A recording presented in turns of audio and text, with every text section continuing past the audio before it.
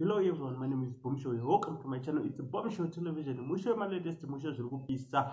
Nyaya nayo ndiye teacher anze pakushinga primary school kuodzi ndo place yacho anonzi Gaina mudimu 32 years mukadzi ari kunzi uyu angari in hand with the headmaster of that school and the primary school. Saka kune ma grade 1 ari kunzi akatorwa Ropa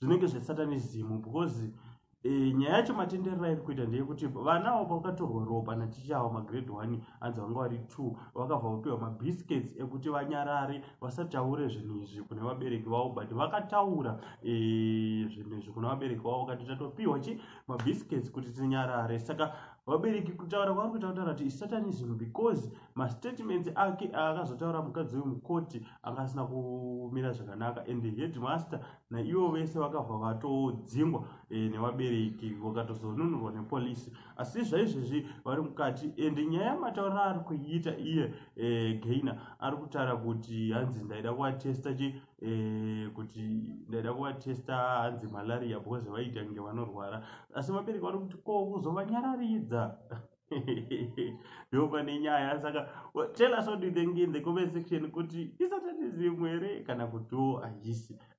Maonero amunozviita ungodudza.